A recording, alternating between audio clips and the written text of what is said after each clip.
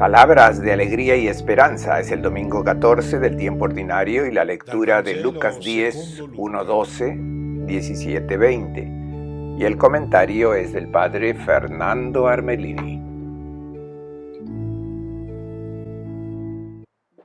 Buenos días a todos.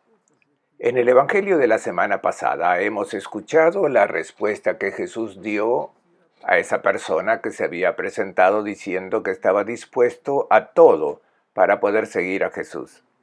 Y Jesús le dijo de manera clara que él no tenía ni una piedra donde reclinar su cabeza. Y tampoco tú tendrás una vida fácil porque no tendrás un nido donde retirarte y vivir tranquilo. El que quiera ser mi discípulo tiene que estar totalmente disponible para realizar mi proyecto de mundo nuevo y estar siempre disponible a colaborar para realizarlo. Por tanto, mi propuesta no es para personas indolentes, perezosas. Y en el texto del Evangelio de hoy vemos que a los que lo están siguiendo, Jesús les confía inmediatamente una misión a cumplir. Escuchemos. Después de esto designó el Señor a otros 72 y los envió por delante, de dos en dos, a todas las ciudades y lugares donde pensaba ir. ¿Quiénes son estos 72 que aparecen de improviso en el Evangelio de Lucas? Nadie ha hablado de ellos antes y muy pronto nadie volverá a acordarse de ellos. El evangelista no nos quiere dar una información.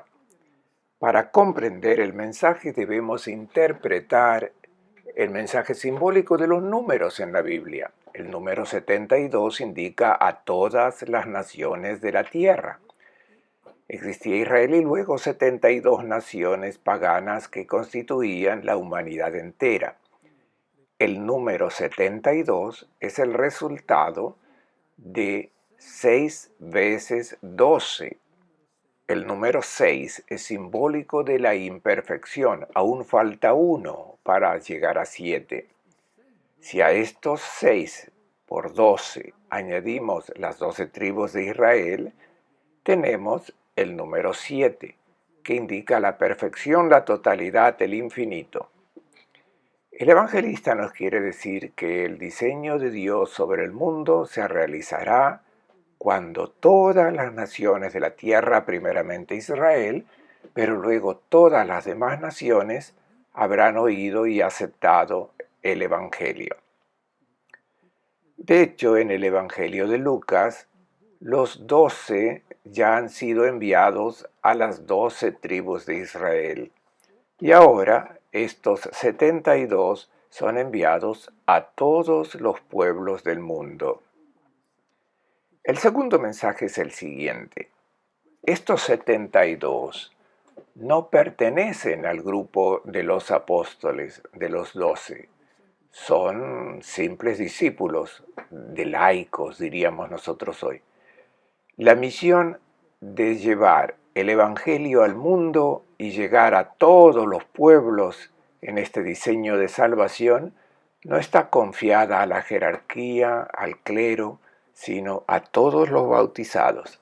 Todo bautizado debe sentirse responsable de esta misión. El tercer mensaje. ¿Qué es lo que tiene que hacer? Dice el texto que Jesús los envió por delante. El texto griego dice nuevamente prosopu autou, por delante de su rostro. Son enviados a preparar a la gente a recibir este rostro de hombre nuevo, el rostro de Jesús de Nazaret, el rostro hermoso, el rostro del Hijo de Dios. Por tanto, no se trata de presentarse a ellos mismos, sino de preparar a la gente para recibir a Cristo, a recibir el Evangelio. Cuarto mensaje. Los envía de dos en dos. El anuncio del Evangelio es competencia de una comunidad, no es una iniciativa personal, no. El que anuncia el Evangelio debe sentirse parte de una comunidad, Y para formar comunidad deben ser al menos dos. Es interesante que en la iglesia primitiva los discípulos iban a anunciar al evangelio siempre de a dos. Pedro y Juan van a Samaria. Pablo y Bernabé salen para el primer viaje. Pablo y Silvano parten para el segundo viaje. Y estos dos, esta comunidad, debe sentirse parte de la Iglesia Universal, enviados por la Iglesia. Escuchemos ahora cuál debe ser la disposición interior con la que estos enviados deberán cumplir la tarea que Jesús les ha confiado. Les decía, la cosecha es abundante, pero los trabajadores son pocos. Rueguen al dueño de los campos que envíe trabajadores para su cosecha. Vayan, que yo los envío como ovejas entre lobos. Para hacerles comprender a cada discípulo la misión a ellos encomendada, Jesús emplea la imagen de la cosecha. El agricultor se alegra cuando está frente al campo y ve que el grano está maduro. Es la invitación que hace Jesús a ver la humanidad como la ve Dios, o sea, pronta, madura para recibir el Evangelio, para aceptar a Cristo. Es la invitación a acabar de una vez por todas con ciertas expresiones que escuchamos repetir por muchos cristianos. Es inútil anunciar el Evangelio, ninguno hace caso, la gente está en otra cosa. Si eres un discípulo convencido, verás a esta humanidad como la ve Jesús, madura, pronta para recibir el Evangelio porque está programada para esto. Y los trabajadores son pocos, y es cierto, son realmente pocos los bautizados que son conscientes que deben ser apóstoles. ¿Qué hacer para aumentar el número de estos trabajadores? Rogar al dueño de los campos. No se trata de convencer a Dios para que haga lo que Él tiene que hacer, pues Él es el más interesado de todos que nosotros respecto a esta humanidad. Por suerte, la oración no cambia a Dios, cambia al que ora. Si antes era perezoso, no era consciente de la tarea que estaba llamado a realizar, cuando oras, entras en sintonía con el pensamiento de Dios y ves a esta humanidad que está esperando el anuncio que tú estás llamado a realizar. La oración es para que el Señor envíe trabajadores. El verbo griego que se emplea es ekbale, echar fuera. ¿Echar fuera de qué? Estos cristianos que se instalan en su pereza, en su desánimo, deben ser echados fuera, deben ser desarraigados de sus miedos e incluso de la falta de estima que tienen sobre ellos mismos.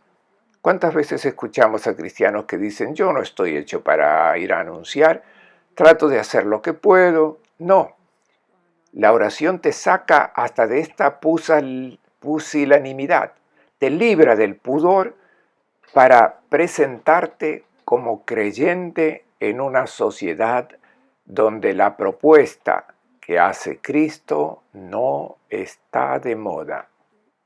¿Y qué deben esperar estos enviados? ¿Cómo serán recibidos? Dice Jesús, tengan presente que son enviados a un mundo de lobos. A veces se oye a personas que se lamentan y que dicen, nos encontramos en una sociedad que está regulada por el hedonismo, por la búsqueda del placer, que es lo único objetivo para tanta gente. La sociedad es violenta, agresiva, no hay respeto. ¿Y qué esperabas? Jesús ya te lo había dicho, que eran enviados como ovejas entre lobos. El lobo es el símbolo de la violencia, de la arrogancia, el símbolo de la lógica que rige el mundo viejo, el de la competición, donde prevalece el que es más fuerte, más hábil, y el más débil es subyugado y despedazado. Este es el mundo a donde eres enviado. Si ya fuese un mundo redimido, no habría necesidad de ir a anunciar el Evangelio que lo redima. Pero si tú no anuncias el Evangelio, este mundo permanecerá siempre así, un mundo de lobos. Y en este mundo tú entras como cordero sabiendo cuál es la suerte que te espera, la misma que tuvo el Maestro. El cordero hace alusión a la mansedumbre, a la debilidad, a la fragilidad, y nadie le quita la vida. El cordero dona la vida. Es un constructor de un mundo de paz, un mundo donde no existe la competición, donde hay amor gratuito, incluso para los enemigos, incluso para aquellos que te hacen mal. Por tanto, estos discípulos deberán estar atentos porque podría reemerger en ellos los sentimientos y los comportamientos de los lobos, la rabia, el resentimiento, la voluntad de prevalecer, de hacerse ver, y sabemos que esto ha acontecido en la historia de la Iglesia. A veces aparecen razonamientos que te dicen que comportarse como lobos da resultados. Quizás inmediatamente sí, pero no construye el mundo nuevo. El Papa Gregorio Magno tiene una reflexión muy hermosa sobre el hecho de que Jesús envía de dos en dos. ¿Por qué los envía de dos en dos? Porque son hermanos, no son amigos. A los amigos los escogemos, pero los hermanos son aquellos que te tocan. Y puede ser que sean más o menos simpáticos. No puedes ir al mundo tú solo. Debes ir de a dos. Porque si se presentan al mundo de a dos siendo muy diferentes, incluso argumentando, pero continúan amándose, entonces dan la señal que ha llegado al mundo la comunidad compuesta de ángeles que se quieren bien, aunque tengan mentalidad diferente. Y ahora Jesús aclara cómo deben presentarse estos enviados a la gente. Escuchemos. No lleven bolsa, ni alforja, ni sandalias. Por el camino no saluden a nadie. Cuando entren en una casa digan primero, paz a esta casa. Y si hay allí alguno digno de paz, la paz descansará sobre él. De lo contrario, la paz regresará a ustedes. Quédense en esa casa comiendo y bebiendo lo que haya, porque el trabajador tiene derecho a su salario. No vayan de casa en casa. En el mundo viejo, donde la norma aceptada por todos es la competición, el que es hábil, el que es fuerte, puede acumular bienes, puede adquirir. Pero eso no es posible en el mundo nuevo, porque la norma es la del compartir. Cuando uno tiene bienes y ve al hermano en necesidad, incluso si es un enemigo, le ayuda. Por eso Jesús dice que quien pertenece al mundo nuevo y entra en este mundo de lobos, no puede presentarse con la bolsa. ¿Para qué servía la bolsa? En aquel tiempo no había bolsillo. El dinero lo llevaban en la bolsa que luego ataban al cinturón. El discípulo no puede presentarse con la bolsa porque no puedes tener el dinero que has acumulado. Si has acumulado bienes, significa que has sido un lobo, no un cordero. Y aunque se trate del Evangelio, pero tienes bolsa, nadie te creerá porque sigues perteneciendo al viejo mundo, al mundo de la acumulación. No puedes tener una alforja. La alforja es donde pones el pan, porque te debes contentar con el pan de cada día. Si tienes pan en tu alforja, significa que no has estado atento a los que tenían hambre porque deberías haberlo compartido. Sandalias. No lleves sandalias. Es importante el verbo griego que se utiliza, Bastácete no significa llevar sandalias. Tú debes calzarte porque los que iban descalzo eran los prisioneros, la gente de luto y los esclavos. No, tú eres una persona normal, llevas sandalias, pero no llevar sandalias, bastácete, significa llevar una carga. No puedes tener un par de repuesto porque si te presentas con un par de sandalias de repuesto, significa que no estuviste atento con los que no tenían sandalias y tú las tendrías que haber entregado, compartido. Estamos delante de un lenguaje paradójico, pero el mensaje es claro y extremadamente relevante. Jesús nos invita a revisar ciertos comportamientos de los cristianos y también ciertas estructuras eclesiales que deben reducirse a lo esencial, a lo realmente indispensable. Sabemos bien que constituyen un escándalo y un contratestimonio ciertas estructuras enormes que son símbolo de riqueza y poder.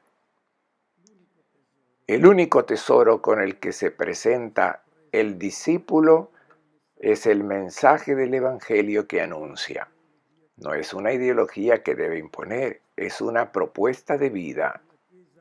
Y la Iglesia, como sabemos, pierde credibilidad cuando quiere competir con los poderes, sean políticos como económicos. Luego Jesús dice que estos discípulos, estos apóstoles, no deben detenerse a saludar a nadie. No lo tomemos literalmente. Aquí Jesús pretende subrayar la urgencia de la misión. No hay tiempo que perder en chismes inútiles, en pequeñeces. Luego, cuando entres en una casa, se trata de dos ambientes en los que el discípulo entra a llevar el Evangelio, la casa y luego la ciudad. Cuando entras en una casa, lo primero que hay que decir es: he venido a traerte la paz. La casa indica el contexto familiar, que es donde hay que traer la paz, el mundo nuevo, el compartir, el evangelio. Pero la casa indica también lo íntimo de cada persona, no solo las paredes. Cuando dejo entrar a alguien en mi vida, entré en mi casa y el evangelio pide hospitalidad en el corazón de cada persona. ¿Qué debes proclamar tú que llevas el evangelio? Tengamos cuidado porque los no creyentes han reducido el evangelio a proposiciones morales que son ciertas. También hay algunas opciones que son desafiantes desde un punto de vista moral, pero el mensaje principal es el de la alegría, el de la paz. Hemos oído muchas veces a gente decir: no tengo paz, y es cierto. Tal vez se encuentren en un momento particular de desánimo porque han cometido errores, incluso graves. No tengo paz porque he llevado una vida de componendas, he cometido injusticias, he obtenido riqueza y éxito por cualquier medio sin escrúpulos. No tengo paz. El heraldo del Evangelio no viene con reproches. He venido a traerles alegría, a traerles paz. Sin embargo, esta paz debe ser aceptada. Si hay un hijo de la paz, tu paz descenderá sobre él. Si está preparado para aceptar esta liberación de todo lo que no es amor en su corazón. Y la paz entrará en esta familia. De lo contrario, volverá a ustedes. No es el rechazo de los que aún no están preparados para aceptarla. Vuelve a ti para que puedas volverla a proponer. Quédense en esa casa comiendo y bebiendo lo que haya, porque el trabajador, el que anuncia el Evangelio, está trabajando, y esto es muy exigente. Pablo, que tiene este trabajo, lo llama kopos, un trabajo agotador, y tiene derecho a tener lo necesario para la vida. Jesús dice que el apóstol acepte la invitación que se le hace. Los que han aceptado el Evangelio puede ser que te inviten a entrar en su casa y sentarte a su mesa. Confórmate con la comida frugal que te ponen delante. Adáptate a los usos y costumbres de tu anfitrión, sin mirar con recelo sus hábitos y tradiciones. Este mensaje era muy actual en la época de Lucas, porque los judíos, por ejemplo, e incluso todavía hoy, tienen escrúpulos con la comida. Para el cristiano, todas las criaturas son bendecidas por Dios, son obras del Creador. No hay criaturas impuras, como tampoco, por supuesto, hay personas impuras y personas puras. Todos son hijos e hijas de Dios. El cristiano que es invitado a tomar la comida de alguien que está agradecido por el anuncio que ha recibido, no debe prestar atención a estas distinciones, acepta lo que se le ofrece. Luego quédense en esa casa. ¿Qué significa? La tentación es que el apóstol puede encontrar un alojamiento cada vez más cómodo, es decir, que se adapta al principio a lo que encuentra, que puede ser un alojamiento improvisado, pero luego se le ofrece un ambiente ciertamente que tiene condiciones más, llegando a los palacios. Jesús dice, quédense en la primera casa que ciertamente tiene condiciones más complicadas y difíciles. Puedes ser acogido con amabilidad, pero también puede ser rechazado. Jesús nos dice cómo deben comportarse los apóstoles cuando son rechazados, expulsados de una casa. Escuchemos. Si entran en una ciudad y los reciben, coman de lo que les sirvan, sanen a los enfermos que haya y digan a la gente, el reino de Dios ha llegado a ustedes. Si entran en una ciudad y no los reciben, salgan a las calles y digan, hasta el polvo de esta ciudad que se nos ha pegado a los pies lo sacudimos y se lo devolvemos. Con todo sepan que ha llegado el reino de Dios. Les digo que aquel día la suerte de Sodoma será menos rigurosa que la de aquella ciudad. Los discípulos enviados a anunciar el Evangelio en las casas, es decir, en la esfera privada, lo proclamará a los individuos y creará nuevas personas, personas que piensen de forma diferente, que hablen de forma nueva, que ejerzan su profesión de forma nueva. Lo proclamará también a las familias, nacerán nuevas familias donde reine el amor, la armonía, la fidelidad, donde ya no haya disputa por la herencia. Pero no debe proclamarse solo en los hogares, en la esfera privada. Debe ser anunciado en la ciudad, en lugares públicos. Esto significa que el Evangelio no solo debe transformar a los individuos, sino que debe transformar a toda la sociedad. Si la sociedad era de los lobos que se destrozaban unos a otros, construyendo bombas para ponerse en una posición de fuerza respecto a los demás, ahora la lógica del Evangelio, que es la del amor, debe entrar en la sociedad. Los lobos deben transformarse en corderos. Pero también puede ocurrir que al proclamar el Evangelio a toda la sociedad, algunos la acepten y otros la rechacen. Es decir, la vieja sociedad querrá seguir la lógica de Caín, la lógica de los lobos. ¿Qué debe hacer el discípulo que proclama el Evangelio en la ciudad y quiere cambiar el mundo? La primera hipótesis es que el mensaje sea recibido. Jesús dice, coman lo que les ofrecen, es decir, siéntense a la mesa, al banquete.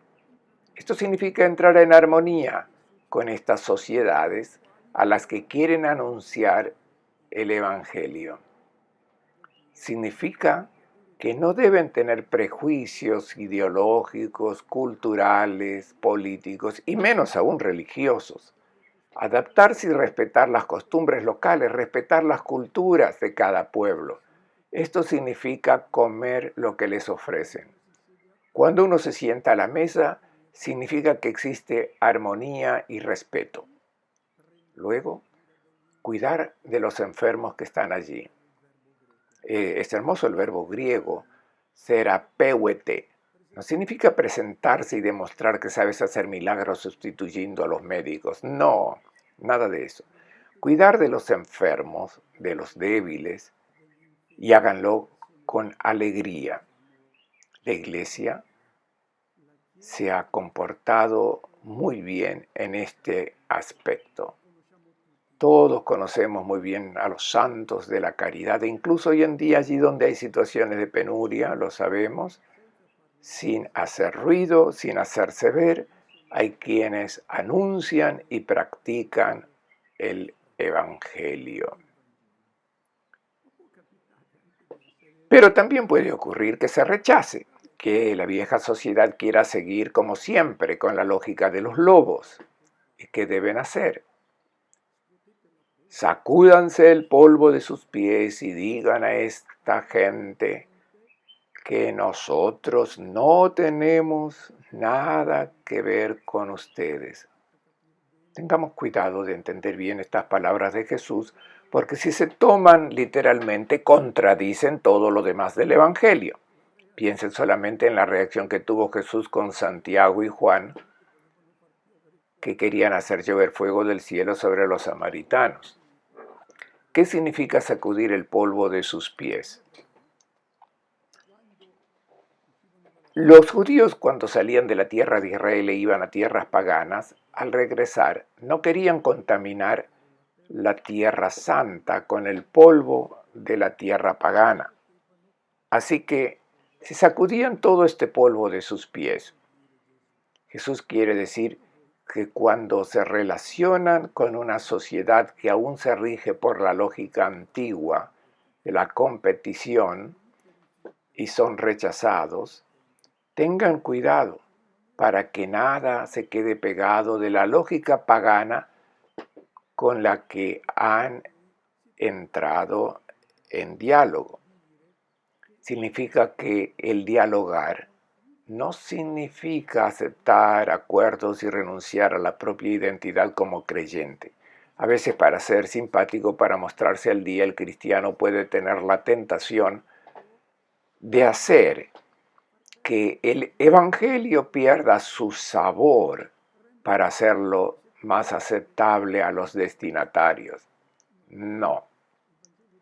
El Evangelio debe permanecer puro. Esto no significa que si rechazo incluso el polvo de la lógica pagana, no significa que rechace a los paganos, que rechace a los receptores del Evangelio. De hecho, Jesús dice, con todo sepan que ha llegado el reino de Dios. Por lo tanto, sacudir el polvo de los pies no significa el rechazo de la gente, sino solo el polvo de la lógica que es la del viejo mundo. Luego, la amenaza final. Díganle a la gente que aquel día la suerte de Sodoma será menos rigurosa que la de aquella ciudad.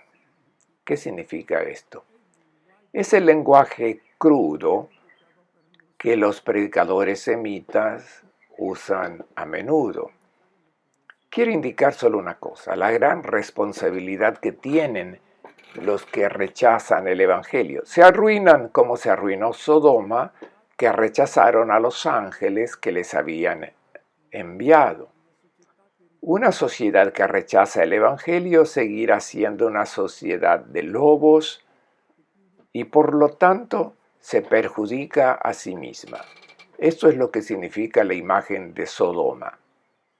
Escuchemos ahora cuál fue el resultado de los discípulos que fueron enviados en misión. Volvieron los 72 muy contentos y dijeron: Señor, en tu nombre hasta los demonios se nos sometían.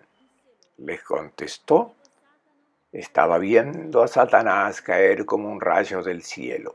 Miren, les he dado poder para pisotear serpientes y escorpiones y para vencer toda la fuerza del enemigo, y nada los dañará. Con todo, no se alegren de que los espíritus se les sometan, sino de que sus nombres estén escritos en el cielo.